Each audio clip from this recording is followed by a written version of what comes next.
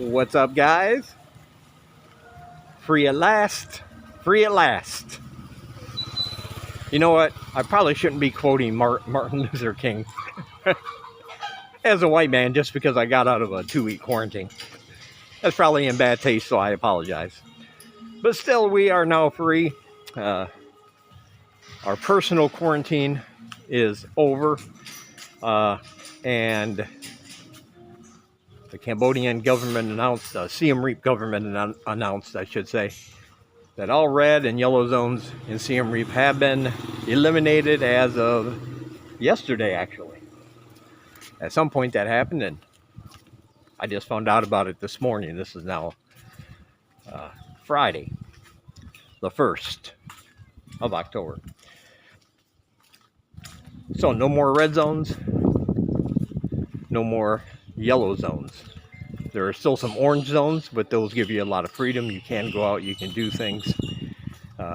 You just have to stay within a certain perimeter. However, we're not in that. None of my friends that I know of are in that, so we should be able to.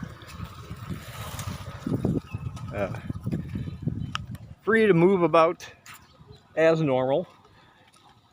There are still certain restrictions in place. You know, they want you to follow the 3 do's and 3 don'ts.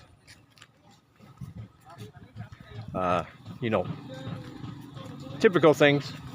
Wash your hands. Stay away from people. Keep your distance, you know. Restaurants and bars, they are still not allowed to open. Restaurants are open now for delivery and takeaway, but no dine-in, except for the few that follow very, very strict and costly procedures and protocols that the government insists on. But the alcohol ban is still in place, and there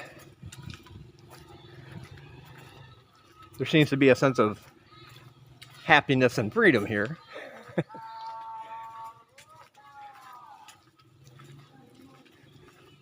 That the last 2 weeks have not had. The Siem Reap governor did say, and I can understand his frustration. He said, okay, we're lifting the restrictions. You can feel free to go where you want now. However, if we see people not following the rules, if you're not going to wear your mask, if you're not going to keep your distance, if you're not going to cease from gathering and having parties, then he has already asked the Prime Minister for permission to completely lock down Siem Reap again. He's been a little frustrated lately. Some of his statements have been rather harsh, but I understand because, you know, he has people to answer to. Imagine getting the call from the Prime Minister hearing about all those outbreaks in Siem Reap. Prime Minister is going to call him, chew him out, give him an earful, say, what is going on in your town? Can you not manage your city? So I'm sure he's feeling a lot of pressure. But the thing I like about him is he sincerely seems to care about the people of Siem Reap. He also talks about all the time that, you know, sometimes he's portrayed as the bad guy because of the measures he has to put in place, but he's only doing it to help stop people from getting sick and dying. And that makes sense to me.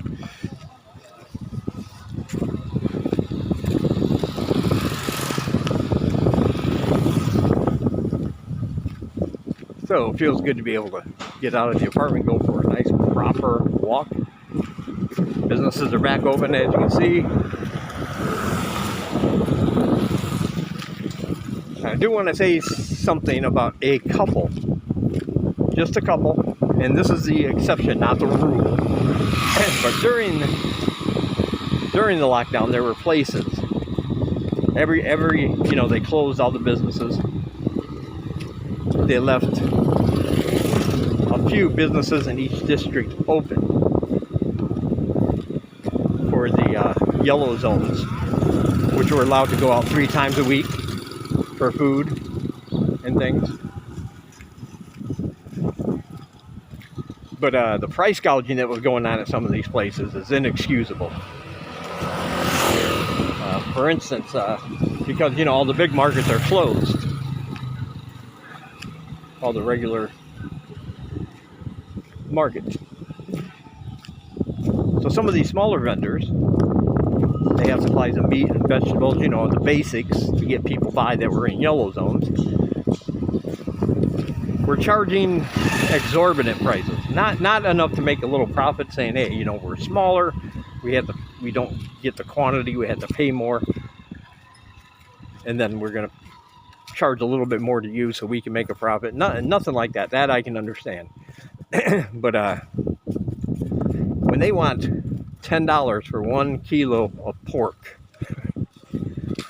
that is, in my opinion, that's just a blatant money grabbing attempt, you know, because normally you can get pork at the local markets for anywhere from $3 to $4 a kilo, depending on the cut you want. Yeah, coffee sounds good. Stop here and get coffee. Yay! And here's the thing, beef is normally the most expensive meat here. And in my opinion, it's not the best. I rather prefer pork, much rather prefer pork or chicken over beef here.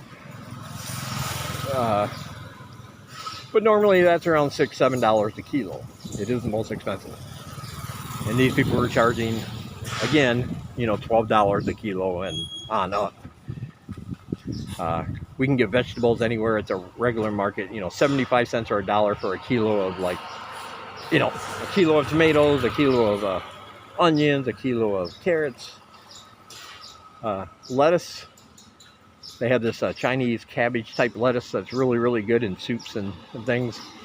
And you can get that for 75 cents for a whole kilo, and you get a lot of it because it's very light. You get a whole great big old bag for 75 cents, which is awesome. But these people were charging like $1.25 just for one head. Like not even a whole kilo. It was just one head, and they wanted $1.25. So this is more than a matter of, well, you know, it's a crisis and people have to buy here if they want to shop for their market needs. So, you know, we'll charge an extra 25 cents maybe an extra 50 cents extra a kilo on meat. That would have been acceptable. I would not have said anything if that were the case. But, you know, going that far, $10 for a kilo of pork, when I heard that, I was just like, that's ridiculous. And, you know, these are the places. And I know there was one place on this street right here before we became a red zone later in our quarantine, but we were a yellow zone. There was one place around here that was doing that, and all I can say is, you know, when you do stuff like that, you can't expect when things get back to normal, when things start opening up and prices readjust, you can't expect people to come to your business. I think they just weren't thinking ahead, because I won't go there. Even if they have prices similar to the market, I'd rather walk the extra 6-7 minutes to go to the market, because they didn't try to rip anybody off when they were in desperate need. But I did want to mention that there was a lot of price gouging going on, and in some places, not a lot. I misspoke there. Not a lot, but in some cases. And like I said, that is the exception to the rule. Generally, everything was as it should be in most areas, most vendors charging the regular price they always have. Some people decided just to make a profit off other people's misery, and well, I just don't support that. You can feel differently if you want, but I don't. Later today, we'll be going to Luke's for the first time in like 2.5 weeks. Get some stuff on the old USB stick to watch later, TV shows and movies that he downloads. We'll go and maybe play some games while we're waiting for all that to download, and other good stuff. Also, the Prime Minister has said they're looking for a way to ease restrictions before or when they start allowing foreign visitors back in. And they're supposed to be making an announcement within the next 2 weeks about that. So I will be sure to give you guys that information as soon as I hear anything conclusive. Hopefully it's an announcement with their plan to phase in different countries at different times, so I can give you some solid information about if you live in if you live in England, you can come at starting this date. If you live in the United States, you can start coming over at a certain date. They should be giving a list of countries and when those countries citizens will be allowed to come back into Cambodia for tourism. Now, whether that's going to include long-term stays, I don't know, but it makes sense that it would. So I'll say that right now. I can't see any reason why they would let somebody in for 2 weeks or a month and not allow anybody to come in and stay as long as they want, since they're going to be spending their money here and helping the economy. But again, I will have to wait until I hear word from an official government source or website, and then I'll give it to you guys. Let you know what's going on, what's happening. Oh, and here's something. There's something a little, just a news story, but they are training dogs to sniff out COVID-19 in people. Apparently to use at the airports, like they do drug sniffing dogs. I don't know what the purpose of that is. I think that's I have faith in the dogs. Their noses and olfactory senses are much, much, much better than ours. But, if you come in fully vaccinated and you can prove it, and you come in with a negative virus test, and you can prove it, and once you get here, you take another one and you're negative, I don't see the reason why they would have dogs. But, who knows? Maybe it's just one of those things, well, we're going to try what we can and see what sticks.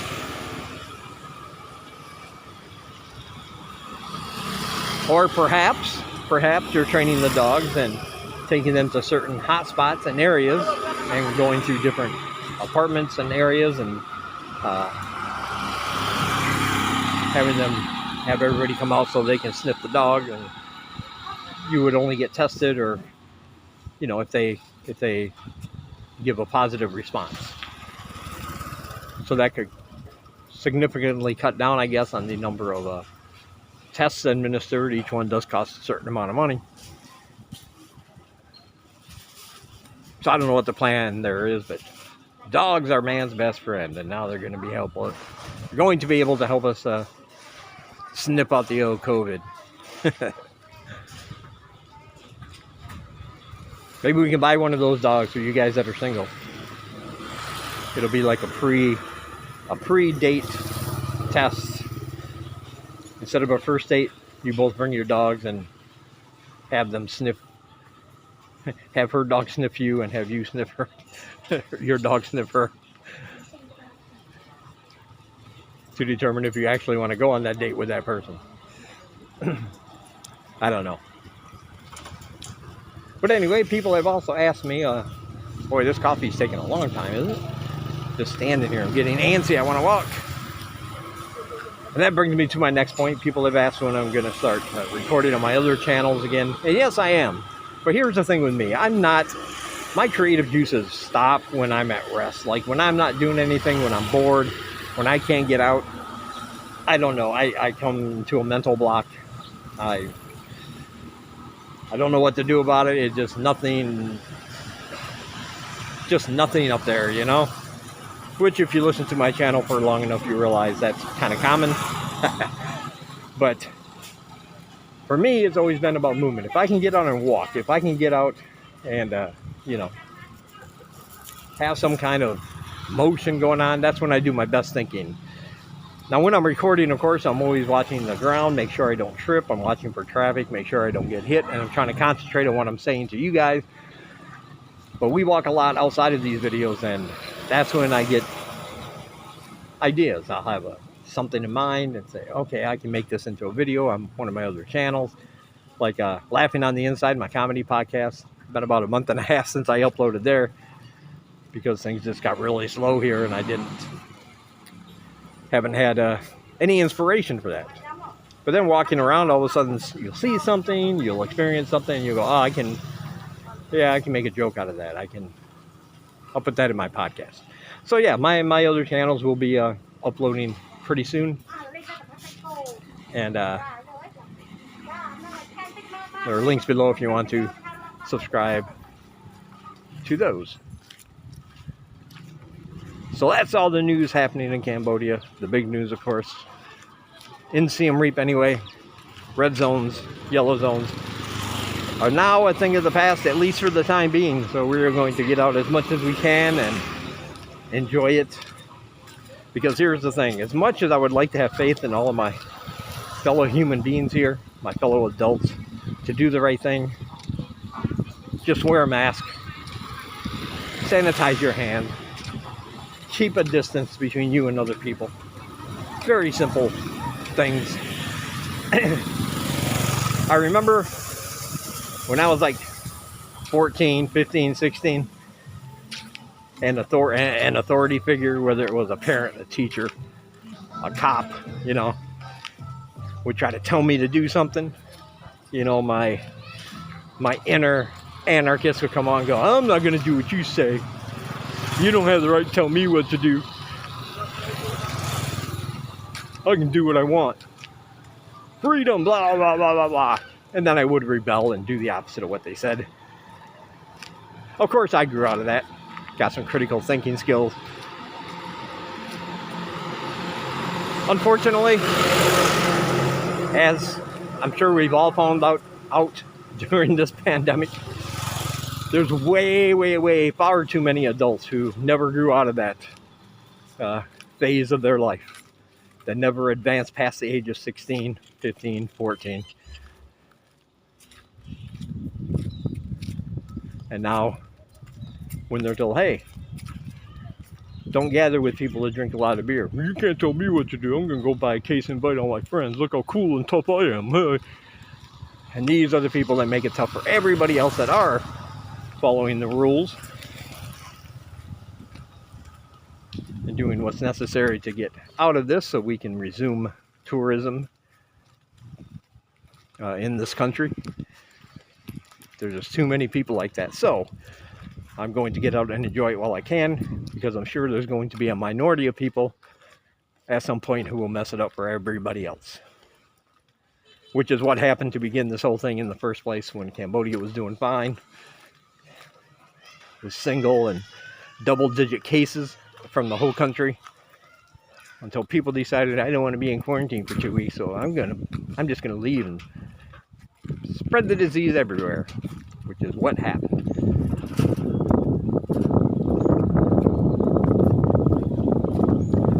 All right, that'll do it for this one. It's good to see, man. Motorbikes and businesses are all open. 2 weeks doesn't seem like a long time, and really it's not. 2 weeks isn't a long time. When you're stuck inside, I'm sure you all know that too. All over the world there have been lockdowns and quarantines. So I know a lot of you, if not all of you, can sympathize. And, when you're stuck inside for 2 weeks in a little space, it kind of feels like it's a little bit apocalyptic. You look outside, you don't see any cars, you don't see any traffic, you don't see any businesses. It's a weird feeling. Ooh, even the school is open now. Huh. I don't think it's open for business though. I know Phnom Penh has opened up most schools, international schools, for in-person classes again. And like I said in another video, they're going to soon start opening up universities. So that's good. But Siem Reap so far has not announced any official date for school openings. Although if we can keep this at a minimum and just, like I said, just do what they say until this crisis is over, then could be sooner rather than later. Unfortunately, the Wats and pagodas are all closed. And even though they live, technically it's still Chumben holiday. It's, I believe, a 2-week holiday. The official days are usually a 3-day weekend. They canceled all the festivities. People thought they were going to extend these red zones for another week until the end of the holiday, but they did not. However, as you notice back there, there's a guard in front of the Wat. They did go through and test all the monks at these different Wats, and they found a lot of positive cases. So looks like pagodas will be shut down for the time being, so they can figure that out.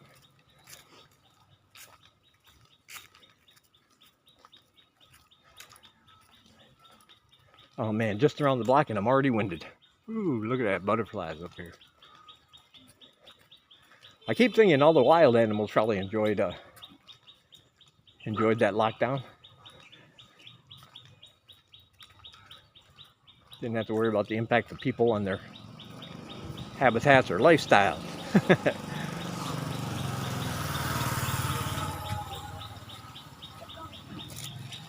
All right, anyway, as always, I want to thank all my supporters. You guys are awesome. You really kept me going through this, not just financially, but also, which is appreciated, by the way, but also with your messages and your emails. Let me know you guys care, and I appreciate that a lot. I love you guys, and thank you. And a reminder, if you want to receive my weekly exclusive videos just for my supporters,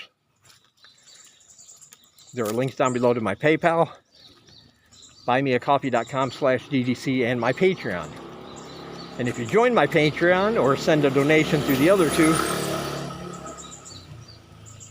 you'll be put on the list, and I send out an exclusive video at least once a week, and other stuff as well that I don't put on my public channel. So join the family and take advantage of that. Also down below are links to other channels vlogging in Cambodia. Very good links, very good channels. Check all those out and see the sights from all over Cambodia. Also, my social media is down below, along with links to my books. If you want to buy them, Live in Cambodia, A Guide for Living in the Kingdom of Wonder, that's down below. Big Book of Weird Top 10 Lists, which is exactly what the title says. That is down below. And don't forget about my book, Factory Rat, Get a Real Job. It's my comedic real life time working in a factory for many, many years. And how much I hated it.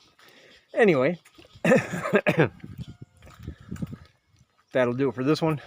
I hope everybody's staying safe and doing well. And hopefully I'll be seeing a lot of you guys really, really soon. All right. Talk to you in the next one.